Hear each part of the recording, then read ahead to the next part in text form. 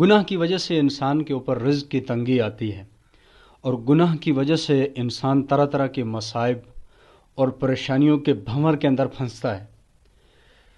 تو انسان کو اپنے آپ کو گناہوں سے بچا کر رکھنا چاہیے۔ شیطان کیوں ملعون ہوا تھا؟ شیطان کو آسمانوں سے اتار کر زمین کی طرف کیوں پھینک دیا گیا تھا؟ کیوں ابلیس ملعون ہوا؟ صرف نافرمانی کی وجہ سے، گناہ کی وجہ سے شیطان کی صورت بگاڑ دی گئی، باطن اس کا تباہ ہو گیا، بجائے رحمت کے لعنت نصیب میں آئی، صرف نافرمانی کی وجہ سے۔ وہ کیا چیز تھی کہ نوح علیہ السلام کے زمانے میں اہل زمین سارے پانی کے طوفان میں غرق کر دیے گئے؟ اور وہ کیا چیز تھی کہ جس کی وجہ سے تیز تند ہوائیں قوم عاد پر مسلط ہوئی، جس ہوا نے انہیں پٹک پٹک کر ختم کر دیا؟ اور وہ کیا چیز تھی جس کی وجہ سے قوم سمود کو چیخ نے پکڑا اور ان کے کلیجے پھٹے اور اسی میں ہلاک ہو گئے؟ اور وہ کیا چیز تھی جس کی وجہ سے قوم فرعون بحر قلزم کے اندر غرق ہو گئی؟ اور وہ کیا چیز تھی جس کی وجہ سے قارون کو زمین کے اندر دھنسایا گیا تھا؟ کون سی چیز تھی جس کی وجہ سے بنی اسرائیل کے اوپر طرح طرح کے ظالم جابر بادشاہ مسلط ہوئے اور انہیں زیر و زبر کر دیا، اور کبھی قید، کبھی قتل، کبھی یہ معاملہ تو کبھی وہ معاملہ؟ بنی اسرائیل کے اوپر طرح طرح کے مصائب کیوں آئے تھے؟ سارے عذاب کا سبب کیا تھا؟ صرف اور صرف نافرمانی نہیں تھی تو اور کیا تھا؟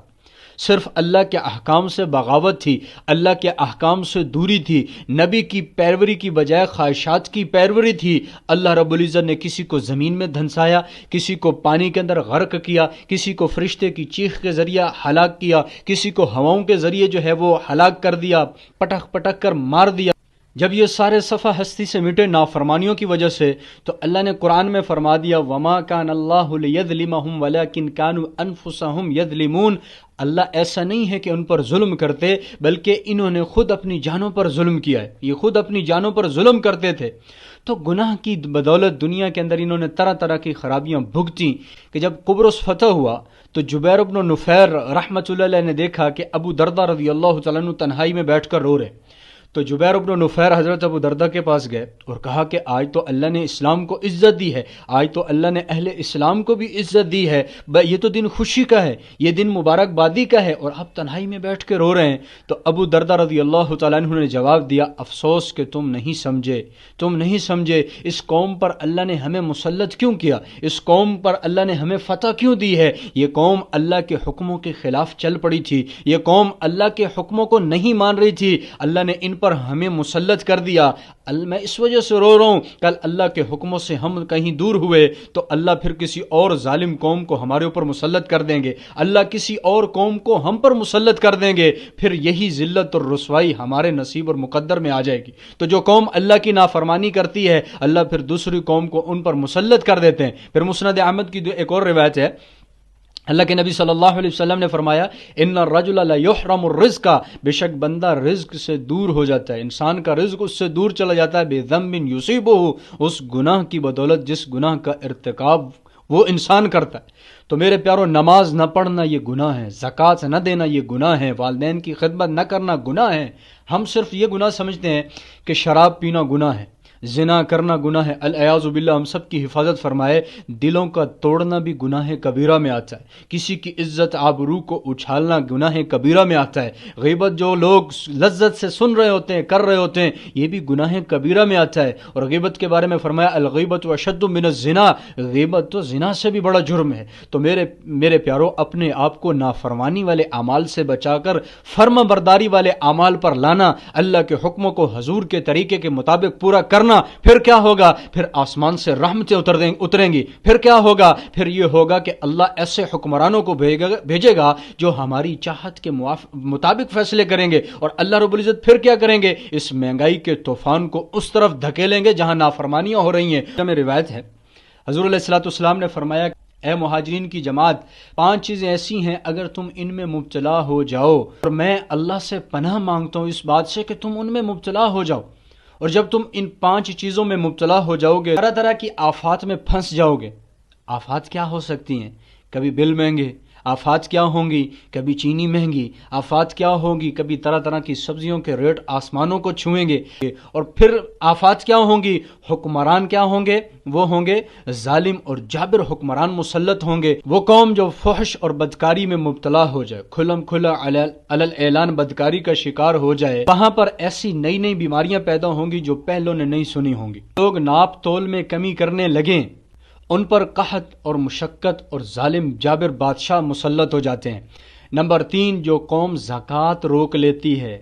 آج کتنی عورتوں کے پاس زیور زکوٰۃ نہیں دے رہے، کتنے گھروں کے اندر اضافی سامان پڑا ہوا ہے، زکوٰۃ نہیں دے رہے، اور زکوٰۃ نہ دینے کی وجہ سے غریب کا چولہا بجھ رہا ہے، زکوٰۃ نہ دینے کی وجہ سے غریب کی بیٹی کے ہاتھ پیلے نہیں ہو رہے، زکوٰۃ نہ دینے کی وجہ سے غریب ایک ایک نوالے کو ترس رہا ہے۔ جو قوم زکوٰۃ روک لیتی ہے پھر ان پر بارشوں کا سلسلہ روک لیا جاتا ہے۔ ابھی چاول کی فصل ہے، بارش کی ضرورت ہے، بارش نہیں ہو رہی، گندم کی فصل پک جاتی ہے، بارشیں شروع ہو جاتی ہیں، تو کیا ہے؟ اللہ ناراض ہے۔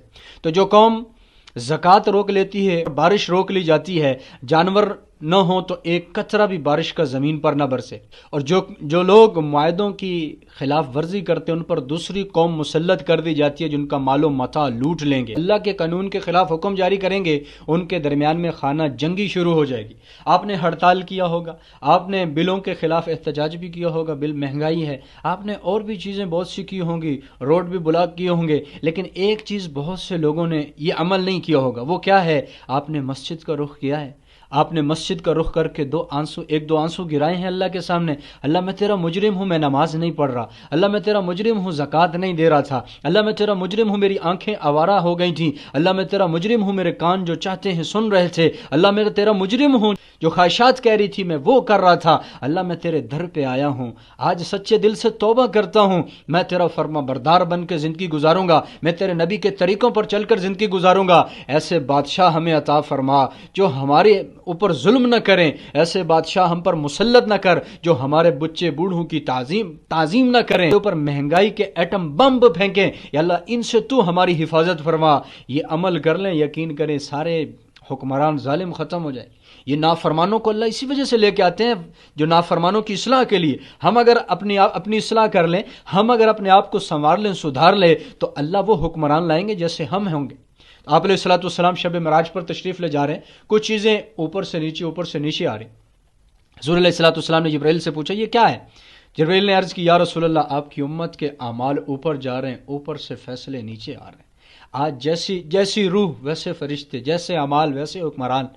تو میرے پیارو اس وقت کرنے کا کام یہ ہے ہم مسجد کا رخ کریں، اس وقت کرنے کا کام یہ ہے حی علی الصلاح حی علی الفلاح کی صدا پر مسجد کا رخ ہو۔